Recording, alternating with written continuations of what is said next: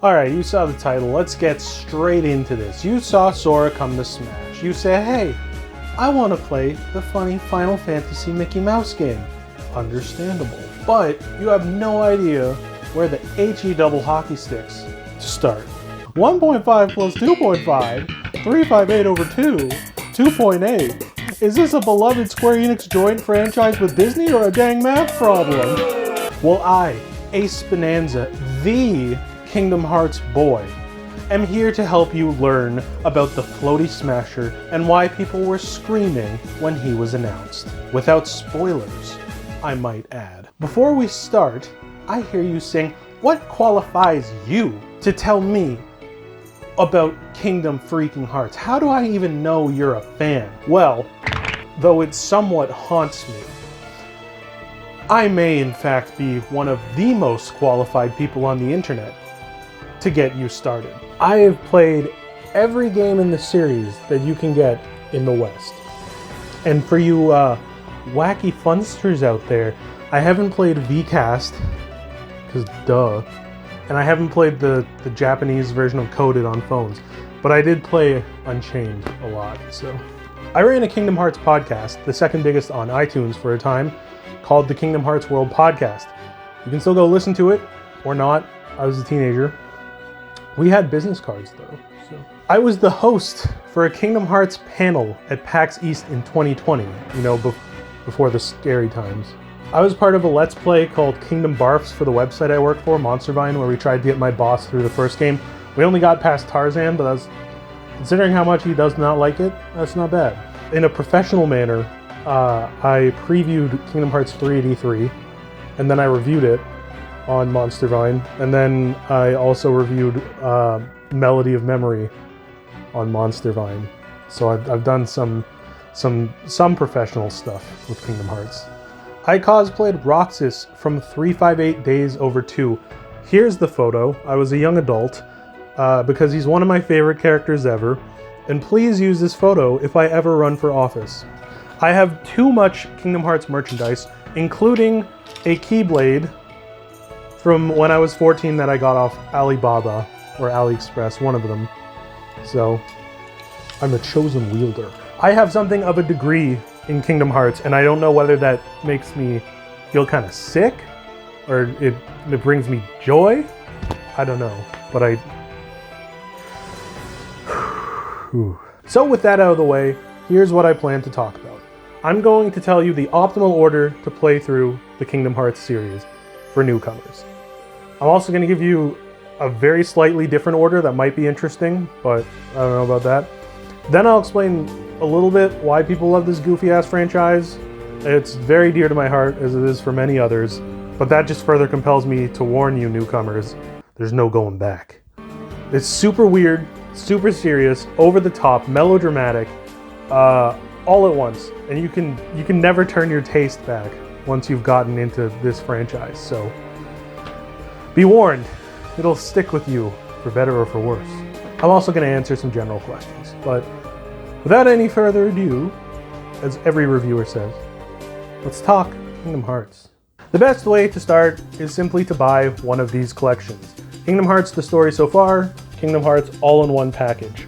Both collections contain the Kingdom Hearts 1.5 plus 2.5 HD remix and Kingdom Hearts 2.8 Final Chapter Prologue?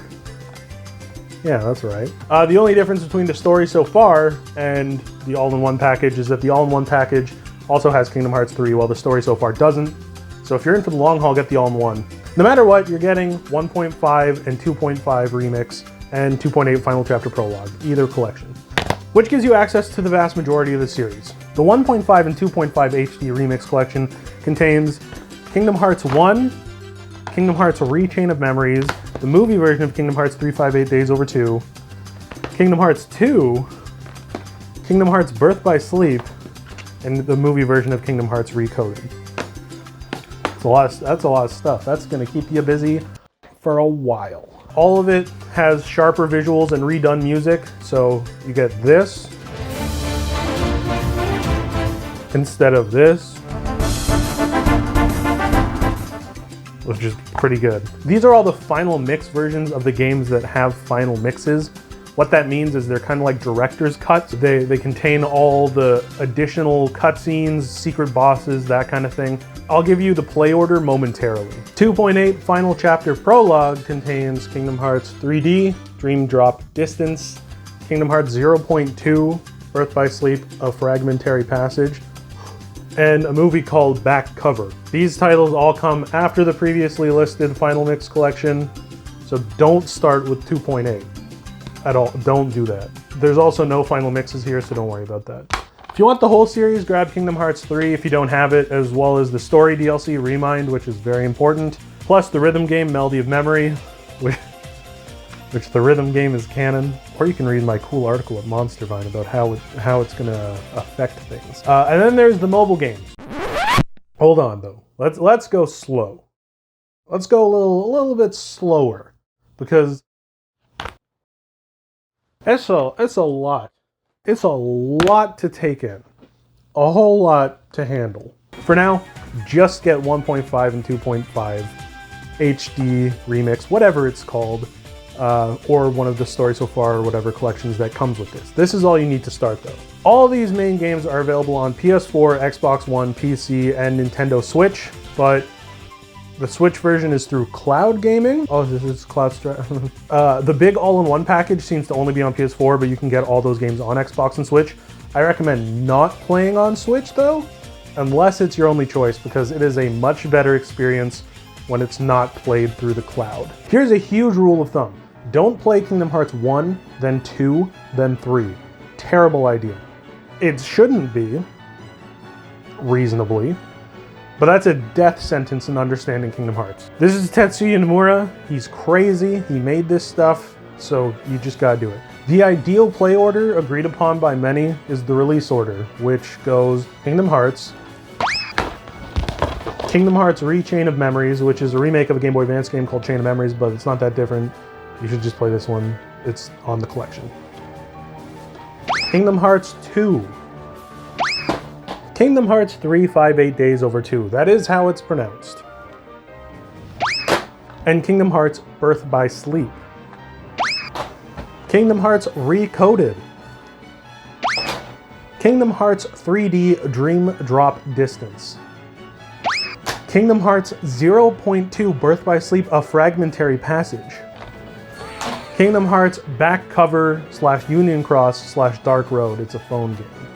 I'm using my phone to record, so I can't show you it. Believe me though. Kingdom Hearts 3 / Remind, which I don't have a physical copy of because it's, I have it digitally because I covered it.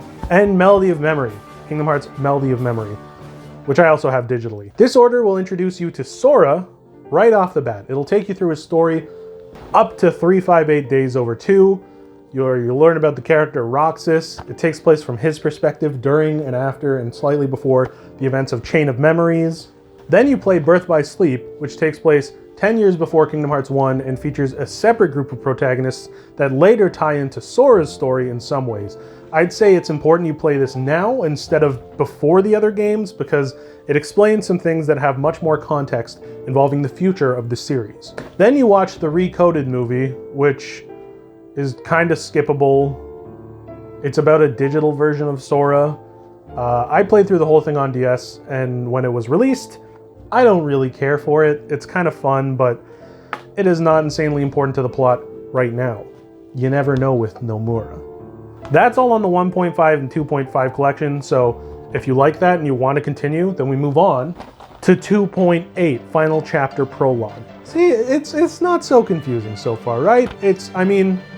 I feel queasy from all this, but it's not hard. But then you get to Dream Drop Distance, which finally continues Sora's story past Kingdom Hearts 2, then Fragmentary Passage, which somewhat bridges the gap from Birth by Sleep to Kingdom Hearts 1 from one character's unique perspective. Then you can, and probably should, choose to dive into the deep lore. The mobile game story, Kingdom Hearts Unchained, and Back Covered. Basically, read a synopsis of Union Cross, which is the mobile game that Unchained became. It takes place before any of the other games, comes into play in Kingdom Hearts 3, and potentially future games. which is crazy because it's a mobile game. But Kingdom Hearts do be crazy sometimes. Read, always. Then watch Back Cover, which explains the motives of the mysterious foretellers from Union Cross. Then read the synopsis for or play Dark Road, which explains why the villain of the series is so far the villain. Now you're ready for Kingdom Hearts 3. We're back to Sora's story, but tying in every single game so far. The characters and themes from everything are relevant in Kingdom Hearts 3, so do not start here, under any circumstance. Once you play Kingdom Hearts 3, then you play the Remind DLC, which is essentially another chapter in the game that leads to the full ending. Finally, for now, you play the rhythm game, which, yes, as I said, is canon.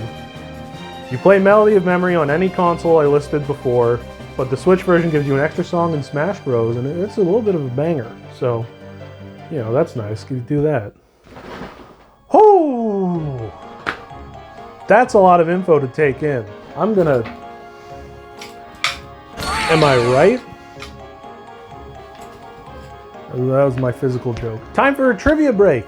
Impress your weeaboo friends with cool Kingdom Hearts facts while you prepare your brain for the rest of this video. Kingdom Hearts exists because Square Enix and Disney shared an office in Japan and executives met in an elevator. That's probably the most well-known piece of trivia, but I'm assuming you're new to this, so. The song Destati is cursed. Whenever the version with the chorus was loaded by Square Enix staff during development of Kingdom Hearts, something bad would happen, like all the lights in the building going off. Sora's original design had him looking like a lion with a chainsaw. Some people say it was changed because he looked too similar to Zidane from Final Fantasy IX, which was fresh and new at the time. There was almost a Jungle Book world in Birth by Sleep, and some remnants still exist in the game's data.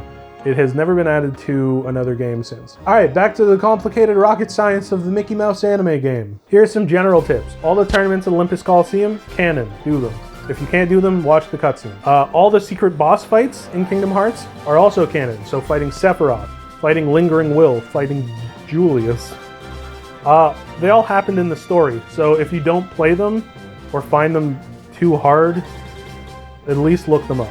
The alternate order I was referring to earlier is actually almost completely identical to the main release order with one change, and that's why I'm calling it the release days order. You can technically play 358 Days Over 2 before Kingdom Hearts 2, but after Rechain of Memories. This mainly comes down to whether or not you want Roxas to be a mystery. At the beginning of Kingdom Hearts 2, nothing is known about who Roxas is and what he's doing, but if you play 358 Days Over 2, first, you'll learn who he is, why he exists, his motivation, that kind of thing, before Kingdom Hearts 2 starts, and why certain characters mockingly call Sora Roxas. I'd still recommend the release order, but playing it in the release days order is kind of like watching the Star Wars prequels first, where you're spoiled on the Vader twist in Empire, but you gain the Palpatine twist in Revenge of the Sith, so it just kind of comes down to what you're willing to do. Also, if possible, I recommend playing 358 Days Over 2 on DS instead of watching it. It has some slow parts, and it definitely takes longer than the movie would. I think it takes about 17 hours compared to the movie's like, what, 2 or 3 hours? But the length actually adds to the story, and it makes you more connected to the characters in a way that I can't really spoil, but you take it day by day in the game, and that really makes some of the more important characters and their relationships feel more impactful, which is very important later. It has some fun development for members of Organization 13, including weird ones that don't get development, lots of fun flavor text, and it has a really fun multiplayer mode which lets you play as the Organization members and Goofy and Donald and Mickey, which is I thought was great when I was 13. It goes for like 30 bucks Canadian on eBay, so it's pretty accessible if you have a DS or a 3DS. You can just watch the movie though, it's a fine substitute, but I think it'll be more impactful if you play it. And also I just like the game, so. Now to answer some possible questions for newcomers. Can I skip any of the games? You can technically skip Recoded, but even then, I would watch the movie just in case Nomura decides to make it hugely important out of nowhere, which he could. Everything else is important to Kingdom Hearts 3 and likely the future of the series, so I'd say don't skip anything. Do I need to play the Final Fantasy games or The World Ends With You to get into Kingdom Hearts? Nope. No, not at all. The Final Fantasy characters aren't the canon versions from their own games, some fan theories aside. so you don't need to know anything about Final Fantasy. It adds some fun to the cameos, but that's about it. So far, you don't need to have played The World Ends With You, but that could change. Should I play with my parents in the room? No, don't. My dad walked in while I was playing Winnie the Pooh in Kingdom Hearts 1 when I was like 14. It was possibly the most embarrassing and painful moment of my life, and it still haunts me horribly. For the love of God, play by yourself or play with someone who is willing to experience the wackiness. Learn from my mistakes, grow more than I could. What does the in Re Chain of Memories and Recoded mean? These are remakes of a Game Boy Advance game and a cell phone game respectively. If you can hunt down Chain of Memories for the Game Boy Advance, which I have, but I don't have it here, and want to play it instead, go for it. Some people prefer it. I like the visuals a lot. I love the pixel art and the music. But Re Chain of Memories has voice acting and full 3D cutscenes and gameplay. But the GBA has Axel saying the hell word, so that's a bonus. I can't get into the card-based gameplay of Re Chain of Memories. Do I skip? No. Not at all. At the very, very, very least, watch all the cutscenes on YouTube for both Sora and Riku's stories. Important characters are introduced, some of them are killed. Their existence is important to future games. And jumping into 2 without Chain of Memories is like skipping Attack of the Clones. It can be rough to get through, but you'll miss a lot of context. You'll miss a lot of important stuff, and if everything seems hard, just look up the Lethal Frame slate, get it ASAP, and walk through 90% of the game easy. I personally like the card system. I think it's really novel, but I completely get if you don't get it. Wait, what's a final mix again? The main games, with some small cosmetic changes, visual upgrades, and extra content like new bosses, collectibles, and items. The best way to play the series easily, so don't bother hunting down the old versions of the games when you can just get the remixes. Is the whole series good? I would say, yeah. The first game's a little clunky, but it can be very fun and is way easier to manage with the HD collection because it fixes the camera and stuff like that. I have my own opinions on where Kingdom Hearts 3 went with the story, but it's an insanely fun game to play. I think each game has its own thing going for it that is worth trying in my experience. My personal favorites are 2 and Birth by Sleep, but I love 1 as well, and I have a soft spot for Chain of Memories and 358 Days of 2. I love the whole thing. Recoded I'm not hugely into, but I played the whole thing, so I guess I was into it enough. Is it worth getting into this series? I only have so many waking hours on this earth. Depends on what you're coming into it for. Do you want a perfectly serious, deep, epic story? This is probably not for you. Do you want a story that's fun to follow and is full of characters who you grow to deeply enjoy and care for, and you can go between melodramatic and genuinely impactful and stupid and cringy in minutes? Then this is the perfect franchise for you. It has some strong emotional moments. It has some straight up dumb, goofy shit. Not shit involving Goofy, just goofy shit. Though there is some dumb shit involving Goofy in 2. But it has insanely fun combat, incredible music. It's not gonna be for everyone, but if it's for you, you will love it. I love it because I got into it at the right age, and I did the whole journey with these characters. I grew with them and enjoyed every minute of it. I can acknowledge that the lore becomes a mess, and there are some very, very cringy moments throughout.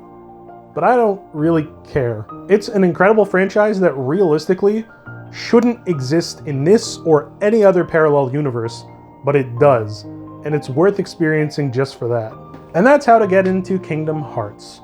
Just like the series this video is about, the explanation is long, confusing, and all over the place. But that's the charm of it, really. Comment any lingering questions you might have, and I'll give some tips, or make another video or something. I'm not gonna end this by saying some dumb shit like, may your heart be your guiding key. So just consider subscribing or something if you want more of this wacky content. And let me know if you get into the series, because, you know, it's something else.